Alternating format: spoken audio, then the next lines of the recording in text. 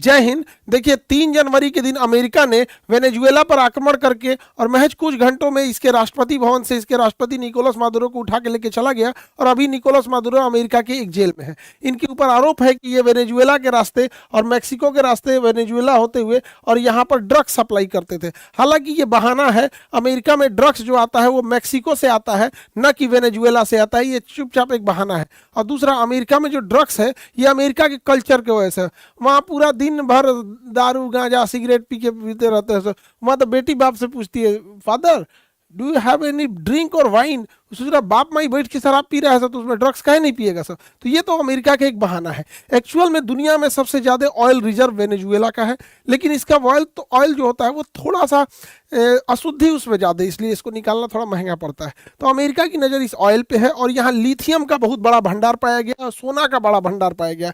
तो actual America in भंडार पर कब्जा करना चाहता है और बहाना लगा देता है कि अमेरिका में ये ड्रग्स सप्लाई करता है, इसलिए वो इसके राष्ट्रपति को उठा के लाया गया है। और 2020 से जब लॉकडाउन चल रहा था उसी समय से अमेरिका राष्ट्रपति को उठाना चाहता था और यहाँ पर उसने एक बड़ा अच्छा गेम खेला।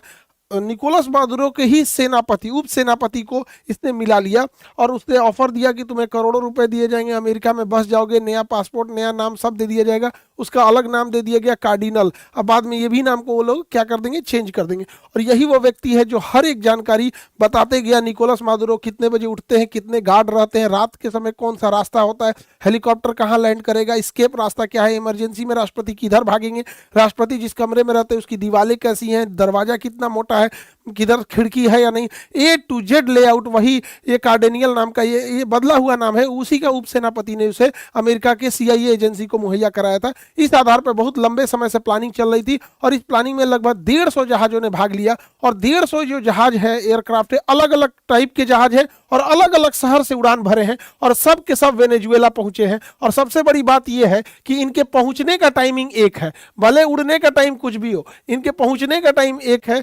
वेनेजुएला को ये लोग संभलने का मौका नहीं दिए और समझते हैं कौन कौन सा इसमें यूज हुआ है। तो जो सबसे पहले वेनेजुएला में एंट्री मारा था, RQ सेंटेलियन नामक ड्रोन एंट्री मारा था। ये 50,000 फीट की ऊंचाई पर उड़ता है और ये स्टिल्ट ड्रोन है। इसे इतनी बेहतरीन फोटो लेता है, हर जगह की पूरी प्रॉपर फोटो ले लिया। स्टिल्ट है तो ये पकड़ में भी नहीं आया। अब इसके बाद अगला नंबर आता है F-35 का। F-35 रडार में नहीं दिखता है दुश्मन के और इसी का फायदा उठा के वो वेनेजुएला का अंदर प्रवेश कर गया। और जब ये वेनेजुएला में प्रवेश किया, अलग अलग जहाजों से, कोई एयरक्राफ्ट कैरियर से उड़ान भरा है, कोई प्यूर्टो रिको के सैन्य अड्डा से भरा है, कोई यहाँ से अलग अलग जगहों से भरा है। तो इसे वेनेजुएला देख नहीं पाई क्योंकि ये स्टिल्थ रडार है। और ये क्या किया, वेनेजुएला के रडार पे फेक सिग्नल भेजना चालू किया।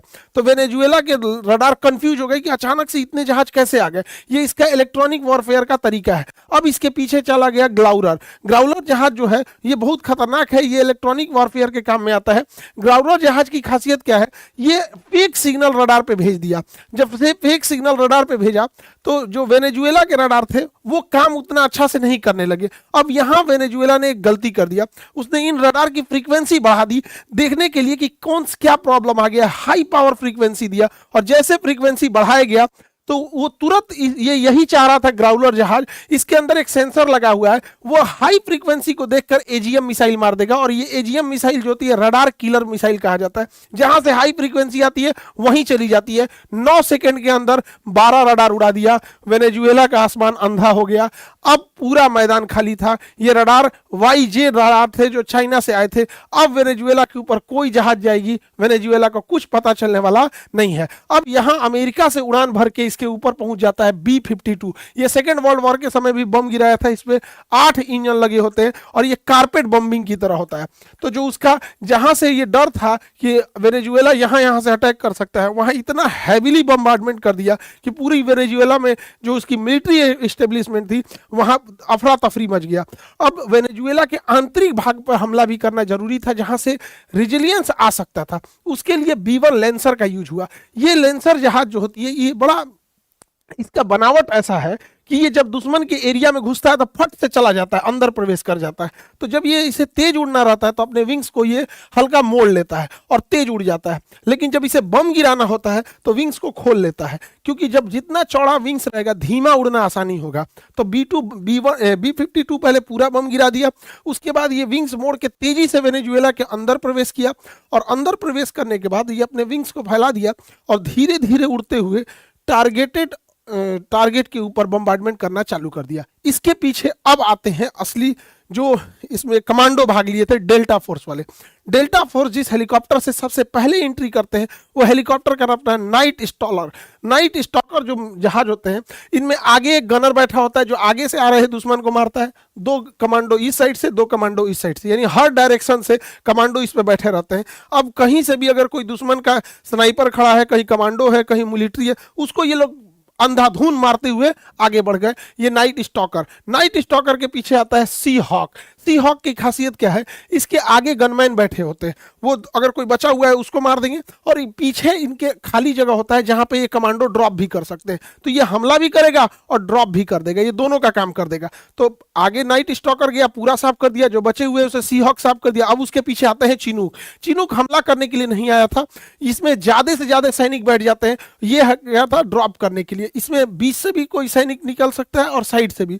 और अगर मॉडुरो अगर मान के चलिए लेट जाते या कहते कि हम नहीं जाएंगे या उन्हें चोट लग जाता तो कंटेनर में टांग के ले जाता सब, लेकिन उनको लेके जरूर जाता सब। अब तक आधे कमांडो वेनेजुएला के अंदर प्रवेश कर गए थे। इधर नौसेना बेस से वेनेजुएला की ओर और कमांडो की सप्लाई करने के लिए फास्ट हेलीकॉप्टर ऑस्प्रे का यूज किया गया। यह हेलीकॉप्टर और जहाज का मिश्रण है। जब ये उड़ान भरता है तो इसके विंग्स ऊपर होते हैं और जब हाइट ले लेता है तो धीरे धीरे इसके विंग्स जो होता है आगे आना चालू करते हैं। इसके विंग्स ये फोल्ड होकर आगे आना चालू करते हैं और धीरे धीरे ये आगे चले आते हैं और ये उड़ता फिरता विमान हो जाता है। तो ये उड़ता हेलीकॉप्टर की तरह आ जाता है। तो जो बैकअप में जो आधे कमांडो थे उन्हें फास्ट लेके अंदर आए सब, ताकि वेनेजुएला पे ज्यादा से ज्यादा कार्रवाई किया जा सके।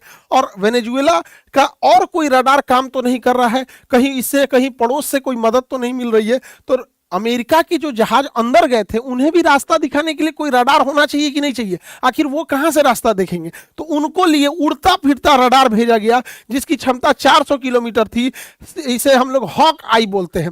हॉक आई ये USS जिराल्ड R4 पर ये खड़ा था। यहां से उड़ान भर के ये वेनेजुएला के ऊपर उड़ने लगा और ये वेनेजुएला के ऊपर उड़ते हुए उड़ता फिरता ये कमांड सेंटर हो गया, सारे जहाजों को कोऑर्डिनेट करने लगा। और वेनेजुएला के ऊपर ये 3 रडार ऑटोमेटिक अमेरिका उड़ता चलता फिरता रडार ले आके रख दिया। और जिराल्ड R4 कैरेबियन सागर में अपना लंगर डाले हुआ था ताकि कोई दुश्मन का जहाज या कोई चाइना या रसिया कोई बैक सपोर्ट इसे न दे दे। यदि वेनेजुएला की नेवी अगर हरकत में आती है तो वेनेजुएला अगर पनडुब्बियों को पानी में रखता है तो पनडुब्बी बड़े खतरनाक होते हैं, इन्हें साइलेंट किलर कहा जाता है। तो पनडुब्बियों को मारने के लिए अमेरिका के पास बोइंग का बनाया हुआ P-8I पोसाइडन जहाज है। ये जहाज में देखिएगा एक भी खिड़की वगैरह नहीं है, इसके अंदर बहुत सारे सेंसर लगे हुए हैं नीचे की ओर और इसके अंदर पूरा कमांड एंड कंट्रोल सिस्टम है। अगर कोई भी पनडुब्बी देख लेगा तो ये ऊपर से ही मिसाइल गिरा देगा। पानी के अंदर चलने वाली मिसाइलों को टारपीडो कहते हैं। ये वेनेजुएला के नौसेना को ध्वस्त करने के लिए इसे लगाया गया था। ये भी ऊपर से कमांड कर रहा था, एक और सी हॉक कर रहा था, हॉकाई, और ऊपर से ये अपना पोसाइडन जहाज उसकी निगरानी कर रहा था। और वेनेजुएला के सामने पूरी की पूरी अमेरिका ने नौसेना का बेड़ा खड़ा कर दिया था। ये फुल फ्लेजेड वार के लिए रेडी थे कि अगर वेनेजुएला की ओर से कोई एक्शन लिया जाता है तो यहाँ जितने जहाज हैं रेडी टू मूव है, सब में कॉकपिट में पायलट बैठे हुए हैं, सब उसकी नेवी खड़ी हुई है, पीछे उसके प्यूर्टो रिको, फ्लोरिडा और अन्य एयरबेस पे पूरी की पूरी मिलिट्री तैनात थी। हर जहाज में कॉकपिट में जहाज में पायलट रेडी थे कि अगर वेनेजुएला की ओर से कोई अटैक आता है तो इतना तेजी से ये हमला करेंगे कि पूरी इस्टेब्लिशमेंट खत्म हो जाएगी। वेनेजुएला को ये लोग संभलने का मौका नहीं देते। और जब ये पूरी की पूरी अंदर प्रवेश कर गए सब, तब असली खेल चालू होता है। पूरे वेनेजुएला को आइसोलेट कर दिया जाता है और वेनेजुएला पे होता है अब साइबर अटैक।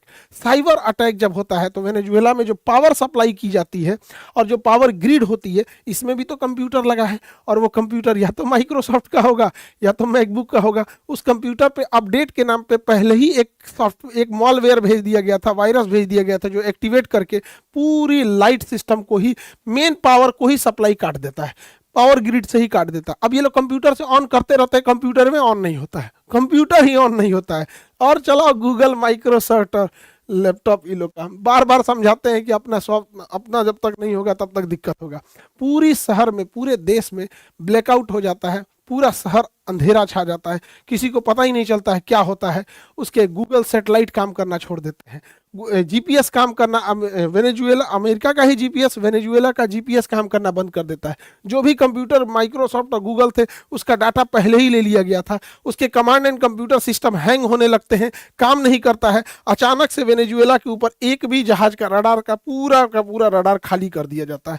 ये इतना उसका साइबर कमांड फोर्स इतना एक्टिव था अमेरिका का। जब वेनेजुएला चारों ओर से घिर जाता है तब खेल असली शुरू होता है। चिनूक हेलीकॉप्टर से आए कमांडो बिल्डिंग के छत पर उतरते हैं और इन्हें पता रहता है कि मादुरो जिस मकान में रहेंगे, जिस रूम में रहेंगे, उस पर स्टील की मोटी दीवारें होंगी और उसको तोड़ना बड़ा मुश्किल होगा। इसके लिए ये अपने साथ थर्मल लेंस और ब्लू टॉर्च लेके जाते हैं। ये कितनी भी मोटी स्टील की परत क्यों न हो, उसे काट के गिरा देते हैं। अब ये पता कैसे चलेगा? इनके पास तो हथियार है काट के गिरा देने के लिए। किस कमरे में मादुरो है ये कैसे पता चलेगा?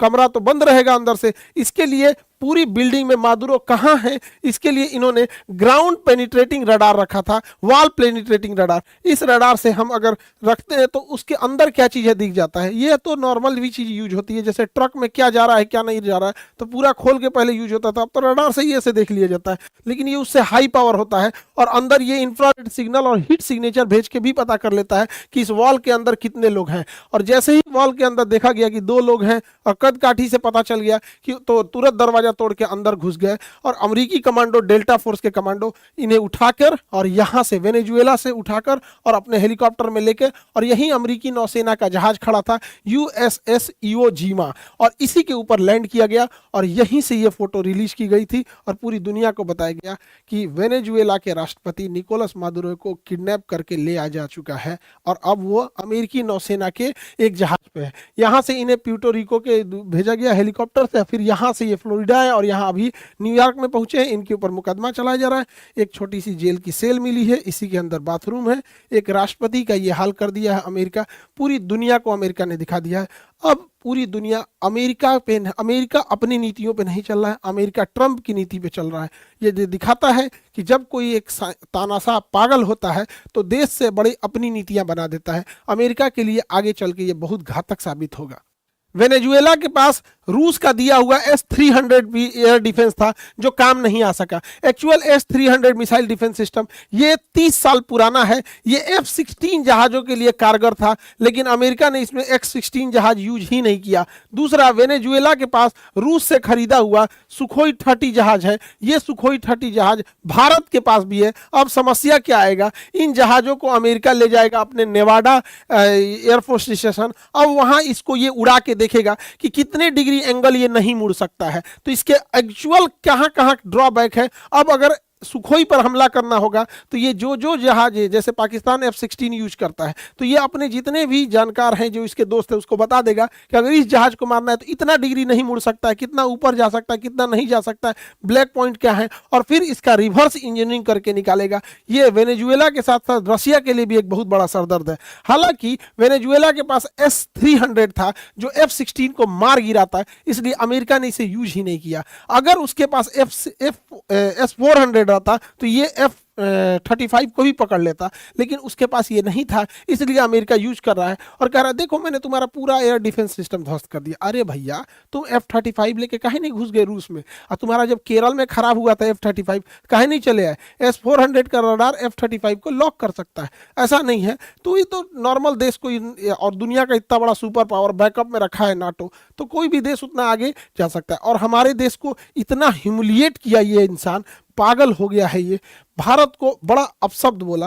प्रधानमंत्री हमारे देश की संपत्ति होती है। प्रधानमंत्री को बोलता है ये कि मोदी ने फोन किया, उन्होंने बोला प्लीज मैं आपसे मिलना चाहता हूँ। क्या बदतमीजी है ये बड़ा दुख होता है कि प्रधानमंत्री एक पूरे देश का प्रतिनिधि होता है। एक प्रधानमंत्री की इज्जत पूरे देश की इज्जत होती है। हमें सबको खड़ा रहना चाहिए यहाँ पर। और हम धन्यवाद कहते हैं पहले महाराष्ट्र के लोगों को कि यहाँ जो टेस्ला का पहला कारखाना मिला था, आप लोग को इंडिया की गाड़ियाँ खरीदी यहाँ पे। ऐसे अमेरिकन वाले प्रोडक्ट्स को यूज करेंगे, ये अल्टीमेटली हम लोग के लिए भी बड़ा सरदर्द बनेंगे। हमको लगता है कि उतना सक्सेस नहीं हुआ महाराष्ट्र में जो टेस्ला खुला था, हमें अपने प्रोडक्ट्स में होना चाहिए। और ये लोग देखिए, हमारे भारत के लोग इन्हें मोटिवेशन मानते, इनकी हिम्मत नहीं हुई थी, ये करोड़ों कमाने वाले लोग, इनकी हिम्मत नहीं हुई थी कि ऑपरेशन सिंदूर पे एक शब्द बोल सके। आप बताइए, हम देशवासियों से पूछना चाहते हैं, क्या इनका कर्तव्य नहीं बना कि एक बार ये बोल सके कि जब ये प्रधान डोनाल्ड ट्रंप, ये पेट्रोल पंप हो गया, पेट्रोल पंप यहाँ पे, इसको पेट्रोल चाहिए यहाँ डोनाल्ड ट्रंप से हटके, जब हमारे प्रधानमंत्री का अपमान कर रहा था तो इन लोग की हिम्मत नहीं होगी, एकदम यहाँ पे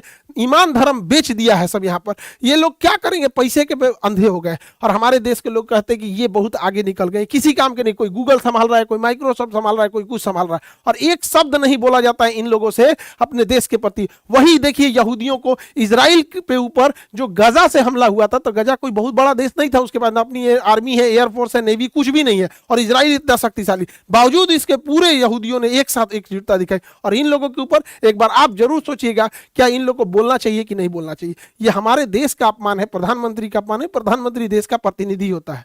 अमेरिका जिस तरह बेलगाम हो गया है, वो अगला निशाना बनाएगा ग्रीनलैंड को, इधर लेगा क्यूबा को, और यहाँ ईरान पे भी अटैक कर सकता है, क्योंकि अब अमेरिका को रोकने वाला कोई नहीं है। हाल ही में अमेरिका ने यहाँ पर रूस का एक पानी वाली टैंकर को, जहाज को, पेट्रोल टैंकर को भी अपने अंडर में ले लिया, सीज कर लिया, जबकि रशियन पनडुब्बियां इसकी सुरक्षा दे रही थी। लेकिन अमेरिका इतना मन बढ़ गया, किसी से नहीं डर रहा।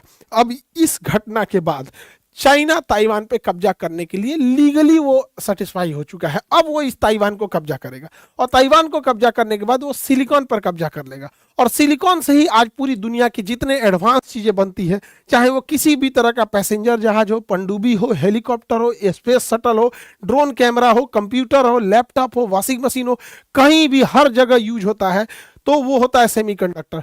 अमेरिका पेट्रोल पे कब्जा करो, चाइना सेमीकंडक्टर पे कब्जा करने जा रहा है। चाइना तो बदला ले लेता है यहाँ पर। अमेरिका ने जो वेनेजुएला के साथ किया, वो भारत के साथ कर सकता है कि नहीं, तो ये भारत के साथ नहीं कर सकता। उसके लिए 3 लोगों का धन्यवाद देना चाहिए। 1974 में स्माइलिंग बुद्धा नाम से इंदिरा गांधी ने परमाणु परीक्षण कर दिया और मिसाइल प्रोग्राम और परमाणु प्रोग्राम को आगे रखा। वो उतना सक्सेस नहीं था और परमाणु बम बन के तैयार था। जरूरत था तो हमारे वैज्ञानिकों को और दृढ़ राजनीतिक शक्ति की। फिर 1998 में अटल बिहारी वाजपेयी और एपीजे अब्दुल कलाम की जोड़ी ने परमाणु परीक्षण कर दिया। ये 3 लोगों का नाम परमाणु परीक्षण के लिए याद रखेंगे कि आज भी अगर हमारे ऊपर कोई इस तरह से हमला करेगा तो हम लोग भी जवाब में ये परमाणु बम देंगे और बढ़िया से उनको जवाब दे दिया जाएगा। तो ये जरूरी है। हर देवता को देखिएगा, उनके पास एक हाथ आप देखेंगे करुणा के लिए, आशीर्वाद के लिए रखे रहेंगे, और सबके पास अपना शस्त्र है। किसी के पास भाला है, किसी के पास त्रिशूल है, किसी के पास गदा है, सबके पास। इसका मतलब ये है कि करुणा बनाए रखिए, लेकिन रखिए अगर कोई बदतमीजी करेगा तो धो देना है। अमेरिका किसी भी देश को मारने से पहले उसने कई नीतियां अपनाता है। आप देखिएगा, सबसे पहले उस देश का व्यापार खत्म करने के लिए उस पर टैरिफ लगाता है, फिर ट्रेड वार कर देता है, उसके पार्ट्स को मुहैया कराने से रोक देता है, उसकी जीडीपी को गिरा देता है, उसके किसी इंसान, पॉलिटिशियन या बिजनेसमैन पर सैंक्शन लगा देता है कि आप आ जा नहीं सकते हैं, उसके किसी प्रोडक्ट पर एम्बार्गो लगा देता है कि आप इस प्रोडक्ट को नहीं बेच सकते। जैसे इसने अभी वेनेजुएला पे ऑयल एम्बार्गो लगा दिया यहाँ पर। इस वजह से महंगाई बढ़ जाती है, इन्फ्लेशन बढ़ जाता है। और अमेरिका के पास सोशल मीडिया की ताकत है। इस सोशल मीडिया की ताकत से उसी देश की जनता को वो उग्र कर देता है, विपक्ष के नेता को नोबेल पुरस्कार दे देता है, और इसकी मदद से वो अंतर में ही गृह युद्ध का एक माहौल बना देता है। फिर यूएन में कहता है कि वहां लोकतंत्र खतरे में है, और खुद क्या करेगा, उस देश को चारों ओर से घेर लेगा, नौसेना से चारों ओर से, एयरफोर्स से, और अचानक एक दिन समय देख के हमला कर देगा। यही चाइना हमेशा से करते आया है। चाहे वो 2006 में सद्दाम हुसैन को भी ऐसे ही घेरा था, 2011 में गद्दाफी को, 24 में बशर अल असद को, सबने यही किया था कि डॉलर का पैसा इन्होंने पेट्रोल का पैसा डॉलर में न लेके रीजनल करेंसी में लेने का प्रयास किया था। इन लोगों को आज तक नहीं समझ में आता है कि चाइना, अमेरिका पिछले 3-4 साल से घेर के इकोनॉमी गिरा देता है। अमेरिका को अगर कोई अच्छा से जवाब दे सकता है तो किम जोंग। अमेरिका जब भी इसके बारे में कुछ भी बोलता है, अभी कल तो 2-4 गो हाइपरसोनिक मिसाइल मारा है, इसका सीधा कहना है अगर अमेरिका कोई एक्शन हमारे ऊपर लेगा, घेराबंदी चालू होगा, तो सबसे पहले जापान को मुंगा देंगे और साउथ कोरिया को मार देंगे। ये दोनों बहुत डेवलप है। ये कहता हम क्या किए, कहा वो सब हम नहीं जानते हैं, हम तुमको मार के खत्म कर देंगे, परमाणु बम पहले इन्हीं पे मारेंगे। अब ये लोग कहते हैं कि भैया तुम दूर ही रहो, क्योंकि इन दोनों ने अमेरिका का साथ भी देते हैं। तो ये एक तरह से बढ़िया काम करता है अमेरिका के लिए। आप देखें किस तरह से टेक्नोलॉजी किसी देश को पंगु बना देती है। अगर हम टेक्नोलॉजी अपना नहीं रखेंगे तो आज के परिदृश्य में युद्ध में बहुत दिक्कत हो जाएगा। आज से 6 महीना पहले हम एक बात बोले थे कि हमारा अपना सोशल मीडिया नहीं है, हमारा अपना गूगल नहीं है, हमारा यूपीआई गूगल इस सबको बंद कर देगा, गूगल चाहे तो घुटना पे ला देगा। तो बहुत आदमी गुस्सिया गए थे कि सर ऐसे कैसे कर दिए, भारत इतना कमजोर है कि गूगल घुटना पे ला जाएगा। एगो इंडिगो ला दिया था घुटना पे, ले एगो इंडिगो जहाज। सोशल मीडिया हम लोग का नहीं है। सोचिए, ये प्रधानमंत्री का जो जहाज है हम लोग के पास, अपना प्रधानमंत्री राष्ट्रपति का जो जहाज है नहीं, बोइंग अमेरिका का है। अगर वो चाह देगा सॉफ्टवेयर रोकने के लिए तो उड़ान भरने से रोक देगा। तो ये जरूरत है हम लोग को, देश को, कि हमें अपना सॉफ्टवेयर, आज आप कोई कंप्यूटर लीजिए, माइक्रोसॉफ्ट का होगा, मैकबुक का होगा, कोई सोशल मीडिया है, ये सारा का सारा सोशल मीडिया वगैरह अमेरिका से कंट्रोल्ड किया जा रहा है। तो भारत को जरूरत है चाइना की तरह आत्मनिर्भर बनने की, ताकि हम भी अपनी चीजों को कंट्रोल कर सके। वरना इस तरह से लचर व्यवस्था रहेगी और हम लोग इस तरह से रहेंगे तो कहीं ना कहीं ये दुश्मन के लिए बहुत फायदा हो जाएगा। यही बात हम पहले भी समझा रहे थे कि अगर गूगल चाहे तो हमारे किसी चीज को रोक सकता है, क्योंकि उसके पास टेक्नोलॉजी और पावर इतना है। आप जीता जागता एग्जांपल वेनेजुएला पे देख लीजिए। आज से 6 महीना पहले कई आदमी, डिजिटल जोम्बी है सब, कुछ देखिएगा यूट्यूब पे कुछ जोम्बी है सब। आप कोई अच्छा सलाह दीजिएगा देश प्रेम में ना, तो वो सब राजनीति प्रेमी है सब, ऐसे नहीं हो सकता है। अरे भैया, टेक्नोलॉजी उसकी रहेगी, वो कभी भी यूज कर सकता है। एक अपडेट के नाम पे कोई सॉफ्टवेयर भेजेगा, उसके अंदर क्या मालवेयर भेज दिया, क्या वायरस भेज दिया, कुछ नहीं बुझाता है। इसलिए जितना जल्दी हो समझ जाना है उतना ही अच्छा ही है। देखिए, आज जैसे 2026 में अमेरिका ने वेनेजुएला पर हमला करके वहां के राष्ट्रपति को उठा ले गया, ऐसे ही 1980 के दशक में अमेरिका ने 1979 में ईरान में भी पूरा हेलीकॉप्टर लेके घुस गया था और ईरान की एम्बेसी पे ईरान ने उसके लोगों को किडनैप कर रखा था। तो अमेरिका हेलीकॉप्टर लेके घुस गया और ईरान को ले के चला आया था, लेकिन आंधी उठ गया ईरान में और उसका कुल हेलीकॉप्टर ढह गया, नीचे गिर गया और अमेरिका का यह प्लान फेल हो गया। और अगर आप कहेंगे तो इस पे भी एक वीडियो बनाएंगे कैसे ईरान पर अमेरिका ने किया था। ईरान अमेरिका में इतनी बेहतरीन दोस्ती थी, वैसे ही दोस्ती थी जैसे अमेरिका और वेनेजुएला में। अमेरिका और वेनेजुएला में बहुत अच्छी दोस्ती थी। अमेरिका ने भी उसे हथियार दिया था और ईरान से भी दुश्मनी हो गई, वेनेजुएला से भी दुश्मनी हो गई और अगला नंबर संभवतः ईरान का है। देखिए, आज का हम जो एजुकेशन सिस्टम देखते हैं ना, तो जो बच्चे हम लोग पढ़ाने आते हैं वो यूपीएससी बैच में है, पीसीएस बैच में, एसएससी बैच में, रेलवे बैच में, पुलिस दरोगा बैच में, बट उसका बैकग्राउंड एकदम कमजोर है, वो बेसिक्स उसके वीक है। जब वो वहां से 10th पढ़ के आ रहा है, 12th पढ़ के आ रहा है, तो बच्चों में वो क्रिटिकल थिंकिंग है ही नहीं सोचने की। तो 1-2 साल ऐसे बच्चों को अपना बेसिक क्लियर करने में लग जाता है। तो हम लोग को बड़ा चैलेंज फेस करना पड़ता है अभी के समय में पढ़ाने में कि बच्चे का बेस क्लियर नहीं है। तो इसलिए हमने सोचा कि क्यों ना 10th और 12th यानी बोर्ड एग्जाम 9, 10, 11, 12th वाले बच्चों को भी अपने ही वो ढंग से, ताकि वो जब वहाँ हायर एजुकेशन के लिए आए तो उन्हें दिक्कत ना आए, तो हम इन बच्चों को भी क्यों ना पढ़ा सके। तो पहले हम लोग सोचे थे यूपी बिहार बोर्ड स्टार्ट करने के लिए, फिर पूरी टीम ने कहा कि सर पूरे इंडिया में स्टार्ट करते हैं लोग। तो इसको बहुत जल्दी 2 दिनों के अंदर ऐसे बच्चे जो अभी इस साल भी जो देंगे 10th का एग्जाम या 12th का एग्जाम, और ये जो बोर्ड एग्जाम है, चाहे वो यूपी बोर्ड हो, बिहार बोर्ड हो, झारखंड बोर्ड, मध्य प्रदेश बोर्ड, सारे बोर्ड के एग्जाम को लेके हम लोग तैयारी करने के लिए स्टार्ट कर रहे हैं। और ऐसे बच्चों को पूरी 0 से लेकर और किस तरह से जब वो 12th पास करके जाए तो फर्स्ट अटेम्प्ट में वो किसी भी जॉब को निकाल सके। तो इस पर हम लोग तैयार कर रहे हैं ताकि उसकी थिंकिंग डेवलप हो सके। और यूपीएससी बैच जो 10,000 का था, इस पे ऑफर है, अभी भी है, मकर संक्रांति तक 5,000 में। यूपी पीसीएस या झारखंड पीसीएस हो जाए या फिर बीपीएससी हो जाए, किसी भी पीसीएस का एग्जाम जो फीस है उसको सबको ऑफर देके 2200 कर दिया गया, लगभग 2,000 में।